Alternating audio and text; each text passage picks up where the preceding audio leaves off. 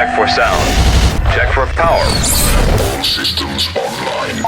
Hey, what's up, guys? Welcome back from the long holiday weekend. Episode 37 of The Loper Show underway, and I'm so glad you guys are here. We got so much to talk about, man. I actually had a really crazy Labor Day weekend. I went out to the Summer of Sins Festival in London, Ohio, put on by my buddy DJ Highlight, and we're going to do a full recap of that today, all the bands, kind of some of the higher points and some of the things that caught my eye that I thought were pretty cool that I want to relay to you. Went out on the boat, too, over the weekend, doing like a little American tradition Labor Day weekend stuff. Just out there having a good time. Put on by my buddy DJ Highlight, and we're going to do a full recap of that today, all the bands, kind of some of the higher points and some of the things that caught my eye that I thought were pretty cool that I want to relay to you. Went out on the boat, too, over the weekend, doing like a little American tradition Labor Day weekend stuff. Just out there having a good time. And, I have to say that the weather, at least here in Ohio, was phenomenal for the weekend. So hopefully wherever you're watching this, the weather held up for you guys too, and everything worked out great. So this episode brought to you, of course, by Shaker's Public House, and they were out there at the Summer of Sins. They had their food truck and just serving up all the good eats. And if you haven't yet, you got to go check them out. It's absolutely phenomenal. And Shaker's Public House bringing you The Loper Show. Hear that? That's not just any siren. It's the sound of Wing Wednesday at Shaker's Public House.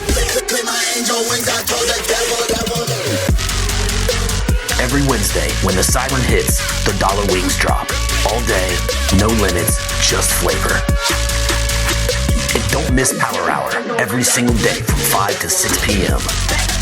Drafts, domestic beers, well liquor, and wine, just $1. When the siren sounds, you know where to go. Shaker's Public House, where happy hour hits hard and the wings hit harder. Yeah, like I said, today, guys, got a lot of stuff to get to, so let's get right down to business. If you haven't seen this yet, this is one of the coolest things that may be happening in the entire country. In Vegas right now, of course, everybody's talking about the Sphere, going to see a concert at the Sphere, going to see movies. Yeah, they actually show films there. And right now, if you head to Vegas, you can check out The Wizard of Oz at the Sphere. And this is like saying they're playing a movie. This is way beyond a movie. Literally, you get all of the senses. You've heard of like down in Orlando, they have some theaters that are 4D, which means, at certain times, like the seat will shake or you'll feel wind or, they squirt you in the face with water or something like that. You just get a little bit more than just the 3D experience, which, everybody loves that. But the 4D kind of brings in feeling and touch. And they're like above and beyond that at the Sphere right now with The Wizard of Oz. Like I've seen some video where the tornado scene, like at the very beginning of the movie, right before they actually get to Oz, they actually do this live inside the Sphere, like with wind and leaves and debris flying everywhere. You see people get smacked in the face with leaves. And this experience, I'm going to put a little video up for you so you guys can kind of see exactly what I'm talking about. But to experience this live must be unbelievable. And I've yet to go see a concert at the Sphere. Definitely bucket list item right now. But this could be right up there with any concert experience. This looked absolutely incredible. Something that was absolutely not incredible was what went down the other night at the System of a Down stadium show at MetLife Stadium. Korn is opening up on this tour, and I don't even know how to get into this story, so I'm just gonna do it, okay? Korn opened up the stadium with the song Blind and just went into a list of bangers. Korn is like operating on all cylinders right now. These guys not only back, but like back to like their true form, and they sound incredible. Saw them at Sonic Temple a few months ago. What was not incredible was one of the fans that created a super uncomfortable situation for everyone that was sitting around him. So there were a bunch of people in this one section up in the stands where they saw a guy that was up against the railing, right? He had a seat. And he was kind of in this front row that was not full. So he was sitting by himself. And I kind of think everyone was sort of thinking the same thing. Because when I first saw the video, It looks like he's like playing drums on his lap or something. Well, at least the guy's right arm is moving really fast. Allegedly, this guy was taking care of business, if you know what I'm saying. Yeah, that kind of business at the concert, which really gives a new meaning to come undone, right? I mean, I don't know what this guy was thinking, but everyone in the audience was equally grossed out when one guy who apparently had had enough stands up and walks over and punches this guy in the back of the head. All this is on video. And then moments later, security rips the guy out of his seat, takes the other guy who, assaulted this man who was apparently pleasuring himself during the Korn concert. And they both got kicked out of the venue. I don't know who's doing that at a concert and what makes you do that. They play Twist and you take it literally? Man, people are nuts. Congrats to Cam Patterson, who is a super funny comic that I just actually saw in Austin a few weeks ago. He calls the mothership down there in Austin, Texas, home, but he's going to have a new home, New York City, as he is going to join the cast of Saturday Night Live. So congratulations to Cam Patterson, who came to fame on the show Kill Tony. We've all been speculating why John Freese left the Foo Fighters and went back to Nine Inch Nails. Now, we've heard a lot of different stories, but finally he speaks out, and basically what he's saying is it wasn't anything personal with Dave Grohl or any of the other guys in the band. He just said there was a lot of expectation following the death of Taylor Hawkins. John Freese is the drummer that came in to replace Taylor when Taylor unfortunately passed away a couple of years ago. And it looks like him and the Foo Fighters material just never really met and made friends, so to speak. It seems that artistically it just really wasn't where he wanted to be. But if his comments are on point and, obviously taking him at his word, he said he's absolutely thrilled to be back in Nine Inch Nails. And the Foo Fighters are about to announce their new drummer. So as soon as I get that information, I will definitely hook you guys up. So last summer, I went down on Lower Broadway. I walked out of my condo and went down to John Bon Jovi's brand new honky tonk called JBJ's. I was there for the opening. I got to interview the band. It was also artistically, it just really wasn't where he wanted to be.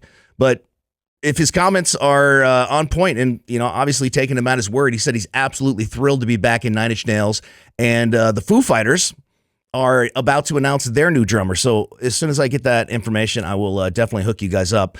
So last summer, I went down on Lower Broadway. I walked out of my condo and went down to John Bon Jovi's brand new honky tonk called JBJ's. I was there for the opening. I got to interview the band. It was also very cool. It was the release of their record Forever, and they had all kinds of memorabilia all over the honky tonk. If you haven't been to Lower Broadway and go check out JBJ's, you should definitely put that on your list if you're headed to Nashville.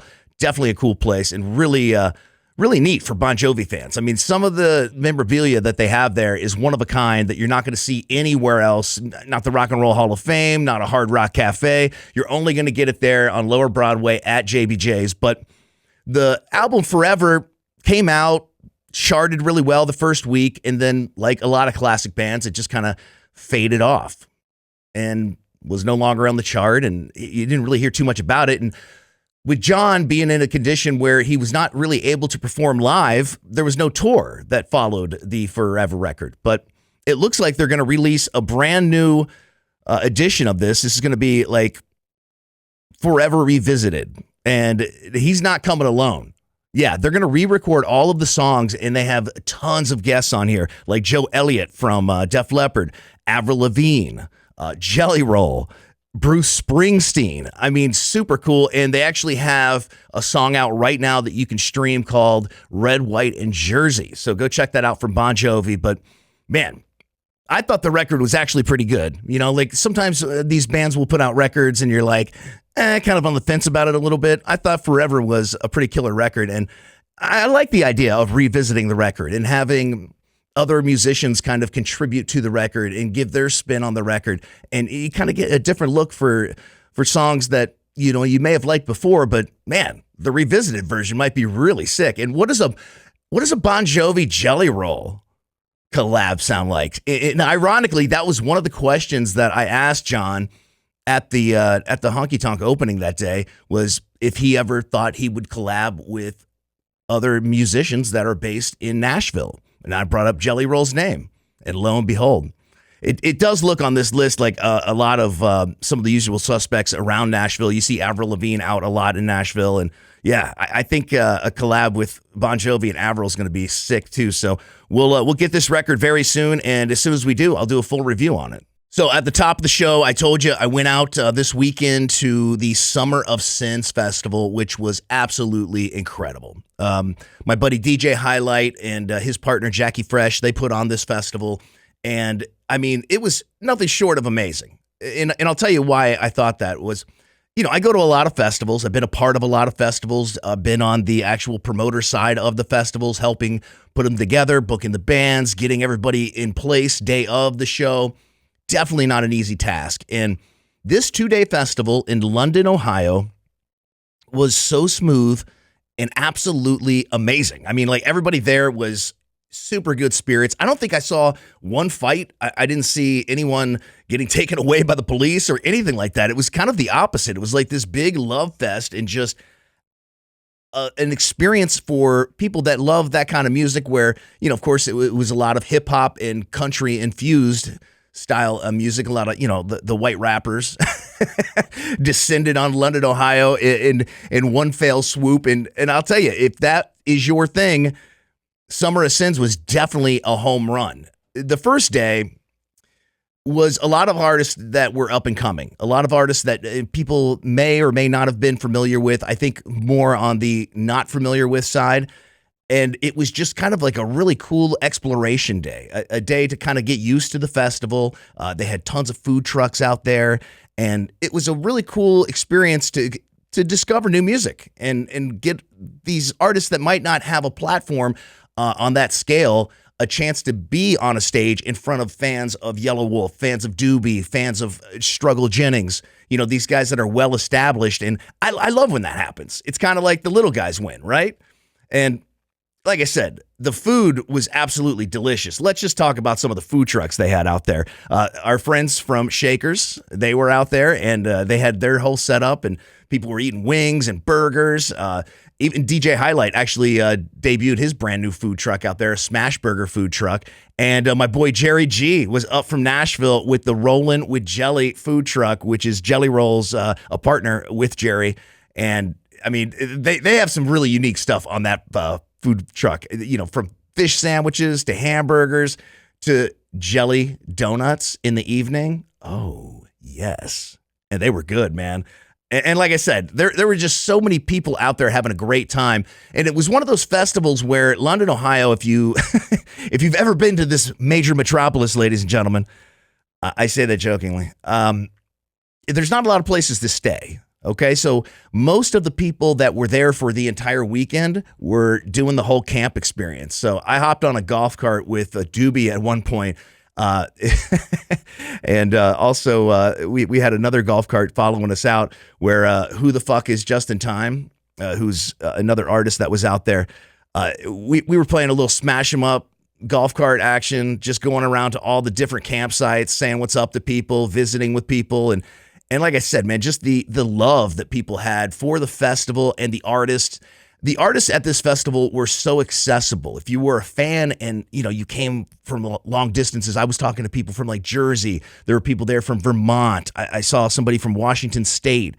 And if you did a lot of traveling to come to this festival, the cool thing is if one of your favorite artists were playing, I'm going to say most likely you got to meet them.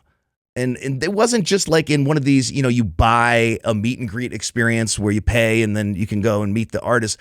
This was just artists out mingling in the crowd, saying what's up, taking pictures, signing autographs. It was one of those beautiful experiences where, as a fan, to have that kind of interaction and to be that close is so special. And I'll tell you, no one does it better than Doobie. I mean, Doobie was out there the entire weekend just saying what's up to people. So, I want to give him a special shout out. And honestly, Doobie had one of the most incredible moments of the entire evening, or weekend for that matter. He played Saturday night, and it was just as the sun was going down. And all of a sudden, he goes into Click, Click, Boom, which is a cover of Saliva's song from Every 6 Seconds from back in the early 2000s. And I was like, is he about to bring out Josie Scott? Because Josie Scott is on the new Doobie record covering that song, which, Josie wrote that song. And all of a sudden, here comes Josie Scott formerly of Saliva. And him and Doobie do this edition of Click, Click, Boom live that was so epic. Everybody in the crowd. I got goosebumps just talking about it right now. It was so good. People were absolutely just like drooling. They wanted more. It was like this music buffet of just badass. And I'm telling you, man, Josie Scott sounded better than ever. And it really solidified Doobie as one of the hottest acts in rock right now, if you ask me. Struggle Jennings was also on the bill. Very good friend of mine. Struggle came out in a badass Dale Earnhardt leather jacket. Just a really cool outlaw cowboy hat that he had specifically made for himself. And there's few people out there that do it with the style that Struggle's got. But man, he sounded better than ever. Of course, Caitlin was with him, and she was equally as awesome. Caitlin Curtis. You guys definitely check her out if you don't know who that is. She's in Struggle's band, but she also has some very great solo material as well.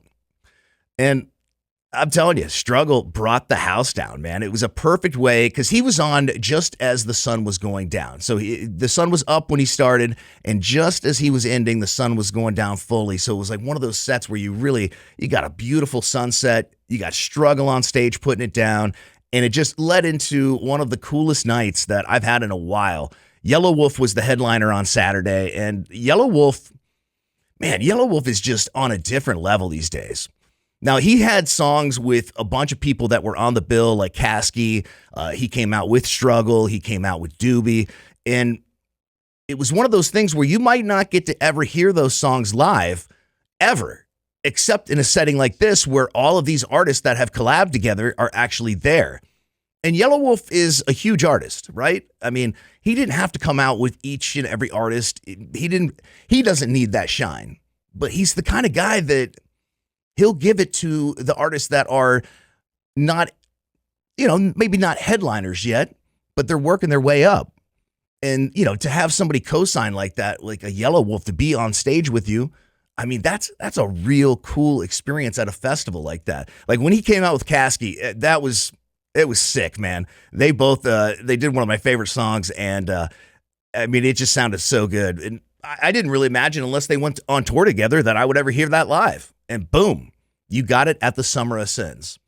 And I truly believe this is going to be a summer tradition where, there's going to be these artists that are up and coming in the hip hop / country genre that maybe don't really have a voice or an outlet on some of these other major festivals. And I think that the fans of this music, they're going to be looking forward to this each and every summer. Now, here's my suggestion for next year. If you're going to go, I would suggest go full out camp experience, because the people that were in the campground were just absolutely raging all night long. Those people were having a killer time. And it was kind of funny after being at a lot of these festivals like Sonic Temple. We have Louder Than Life right around the corner. I was at Incarceration. Was it in the middle of July? It was interesting being at a 2-day festival. I'm not going to say that I don't like the 4-day and 3-day festivals, but there was something kind of charming about the 2 days, man. Just going out there, getting it in. And the cool thing was it started on Friday and then went to Saturday.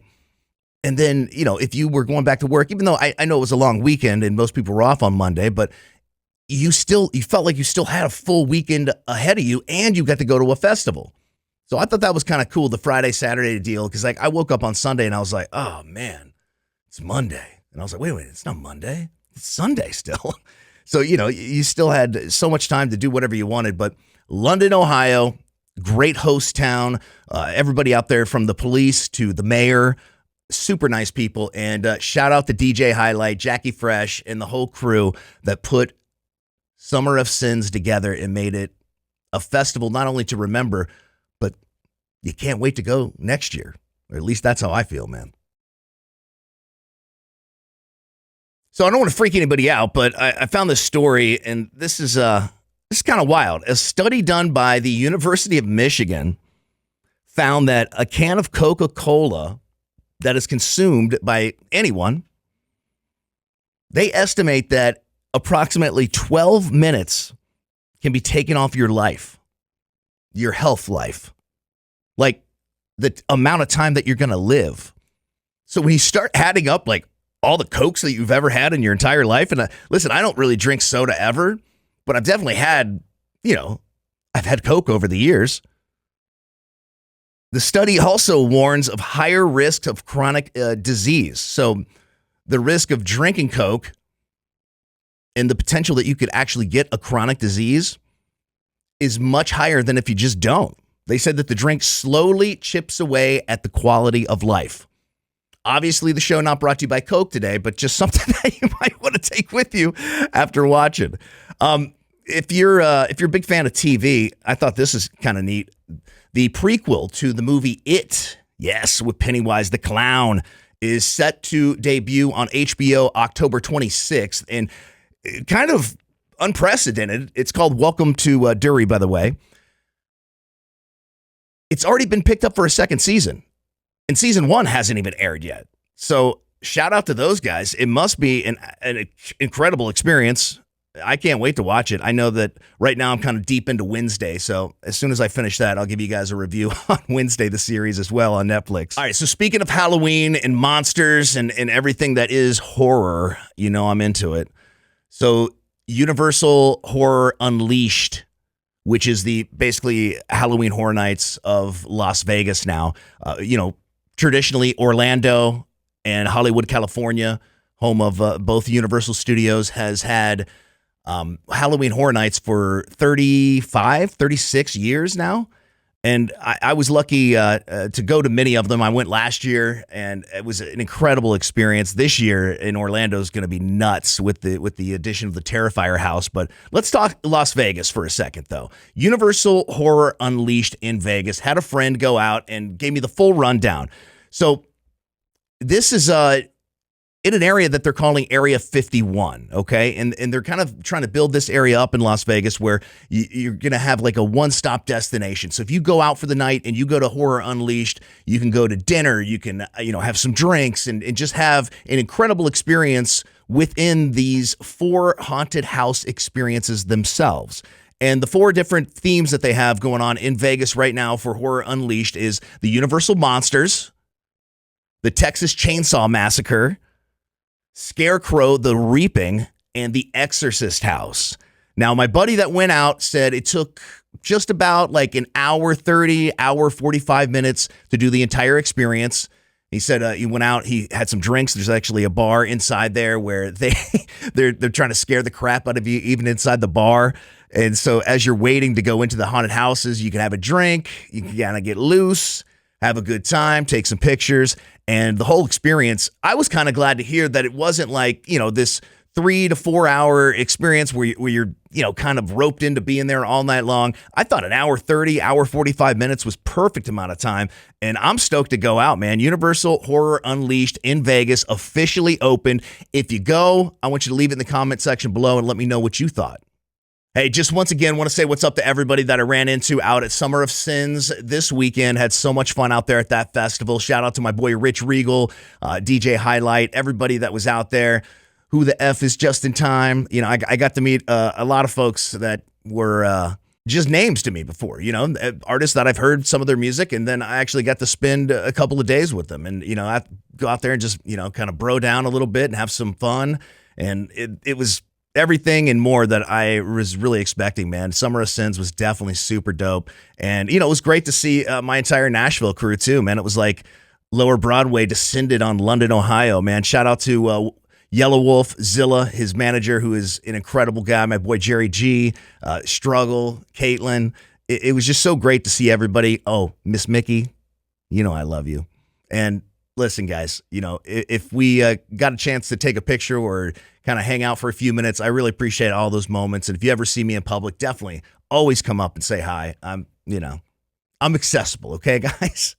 And maybe you'll see me at Shaker's Public House. Yeah, the sponsor of the Loper Show at 480 East Wilson Bridge Road, right there in Worthington, Ohio, where they have something that you guys are going to die for, man.